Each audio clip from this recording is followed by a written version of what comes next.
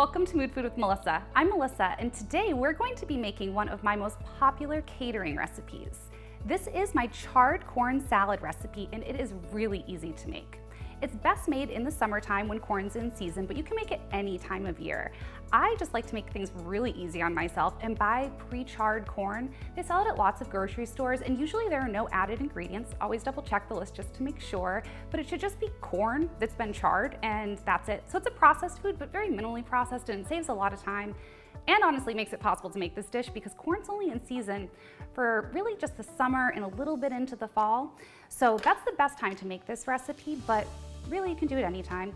And if you're going to use the nice fresh corn, you can get it charred a few different ways. You can do it under the broiler, you can do it on the grill, you could do it straight on your stovetop if you wanted to. You'd want to pre-cook the corn if you're going to do that, but then you could just hold it over your burner and rotate it to get that little bit of char on the outside. Then once your corn is charred, you're just going to take the whole ear like this, and using a knife, you just kind of slide it down here, and you'll feel naturally where the kernel ends and the cob begins. You'll press your knife in, and as it slides down, you'll be able to feel the difference. There's a lot of pushback when you get to the cob, and the corn is going to just slide off really easily on its own. So you just put your knife in here, slide down, and you're going to get those beautiful little kernels right off of there. And as I mentioned, you can use that pre-charred frozen corn and it's still going to be a really good salad, but there's truly no substitute for fresh in-season corn. It's sweet, the texture is incredible. It's really worth using if you have the time and it's available to you where you are. So we'll get just the last kernels off of here, and then we'll finish with our charred corn that we have.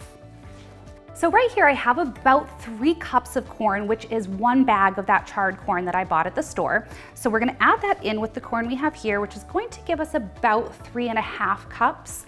And this recipe is a really easy recipe, also because it's just it's a matter of taste. You don't have to get it perfect, it doesn't have to be exact. So you want about 3.5 cups of corn, but it doesn't have to be super precise. Then once we have that in there, we're going to add 2 cups of chopped tomatoes. I personally like to use the little tiny tomatoes that are lots of different colors. I love the variation of color that you get in there. That means lots of diverse nutrients. Our mind, our bodies love that. So, and it just looks beautiful. You can see all the different colors in the salad. So we have some nice little orange ones, a little bit of green, some nice dark, beautiful red. And so we're just gonna add those in. That's about 2 cups, and you could use large tomatoes and cut them down smaller, but I just think that these they hold up a little better. They have a little more of a crunch to them than the bigger tomatoes. So you get just a little bit better texture, but again, you can use whatever tomatoes, especially if you're growing them in your garden and you have them in season. I highly recommend using those for this recipe. So after our tomatoes, we're going to go ahead and add some basil. And fresh basil, you could of course use, the containered kind if you need to, but again, there is no true substitute for fresh basil, especially in the summertime when it's in season. So I highly recommend using fresh basil for this, and you can get fresh basil at the store year round, so it should be easily accessible. And when you get it in the containers, it usually comes full on a little stem like this. All you'll want to do is just kind of go like this, pinch the top off, and then you can throw away the stem. You don't need to worry about the little bits of stem that are left in here. We're not at a 5-star restaurant, we're just having fun. So you can, don't be too worried about it. Just get mostly leaves, try not to get too many of the stems, and then you're just gonna do a rough chop on it. And again, that can be just kind of a matter of preference or whatever you feel like doing. It doesn't have to be a specific size. So I went with kind of a rough chop. There are some pieces here that are bigger, there are some that are smaller. I love that variation of texture. So when you have a bigger piece, you get like a nice little crunch from the leaf. When it's smaller, it just kind of works into the dish. So I think that having a little variation, you can be lazy about the chopping. The variation's good. So now that our basil's in there, we're just gonna go ahead and add a couple of avocados. And I like to just do this with my avocado to get it open and slice it in half. And then when you twist it, you'll see the pit comes out here, and you can just snap your knife into it there.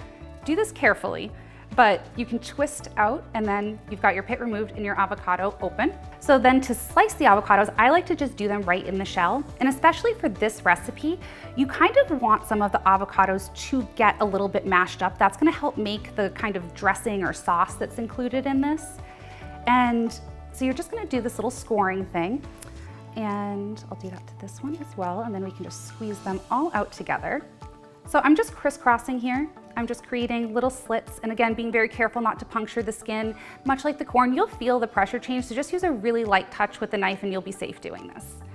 And then once I have my avocados like this, I'm just going to gently squeeze the skin from the top, starting in the middle, and then squeeze down, and that's gonna cause all of my little chunks to fall out. And they're already gonna be cut into about the size that we want, but as I mentioned, we're gonna kind of mash these a little bit as we add them to the salad. And that is going to create a really creamy dressing that is really, it's not even a dressing, it's just the ingredients of the salad mixing together. And so we've got our avocados in. So I'm gonna pop on a glove for this next part because I like to use my hands for this. You can use a spoon or some other utensil to kind of do the mixing, but I like to use my hand because, as I mentioned, we do wanna mash these avocados up a little bit, and we also don't want them to get too mashed. So using your hands gives you a lot more control when you're mixing things than if you're using some kind of a utensil. So we'll start with about a 1/4 cup of lemon juice. And this is something, again, fresh is always best, but if you don't want to worry about squeezing out a bunch of lemons, they do sell lemon juice in the store that's not that little container that you see in the produce section of the little plastic bottle. They sell some really high quality pre-juiced lemon and lime juices that are not from concentrate, no additives, all of that stuff. They're usually sold in most grocery stores in the juice aisle. I find them in a glass bottle usually. Just check the ingredient list when you're looking for these things, and that's usually a good way to find something that's not too processed if it just has one ingredient. So we have a 1/4 cup of lemon juice in here. We're adding about a 1/4 cup of lime juice. And we're gonna add about a 1/4 cup of olive oil as well. And a nice high quality olive oil is preferred for this recipe. It'll give you just a little bit more depth to the dressing in terms of texture. And I think it makes a big difference flavor-wise as well. And then we're gonna add in just a little bit of the salt. And of course, we're using my favorite saltery Duxbury salt that has that beautiful mineral profile. And again, you can use any salt you'd like, but I really think that this salt makes this recipe in particular, because we're dealing with such simple flavors.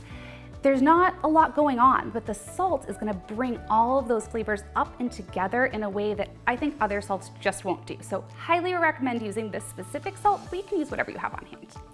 And we're gonna start with about a teaspoon, half a tablespoon kind of, and we're gonna mix that in and we'll see how it tastes.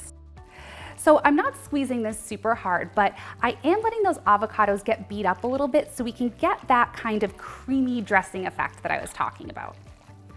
So I'm just gonna keep mixing here until the texture looks right. And what we are looking for is, as I mentioned, a little bit of that creaminess, the avocados kind of breaking down. And you're also looking for just kind of, you're gonna notice that the tomatoes are going to get coated. That's gonna be a good indicator too of when the dressing is about, or when our ingredients create what we're calling the dressing, is about the consistency that we want it to be. So I think this looks like it's getting pretty close here. We're just gonna give it a little taste test.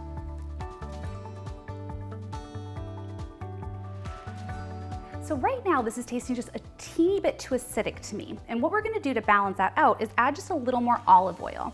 And the olive oil is going to kind of round out that acidity and balance our flavors a little more. So we're just gonna give that a little mix.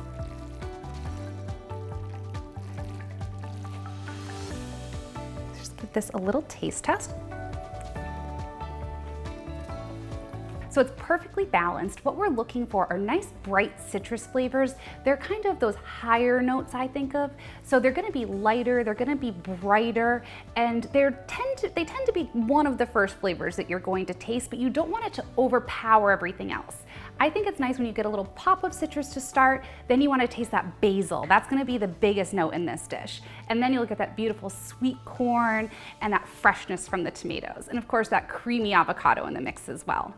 And again, I can't stress enough how much a really beautiful salt, even if it's not going to be that sultry salt that I recommend, a really high quality sea salt will make a difference in this dish.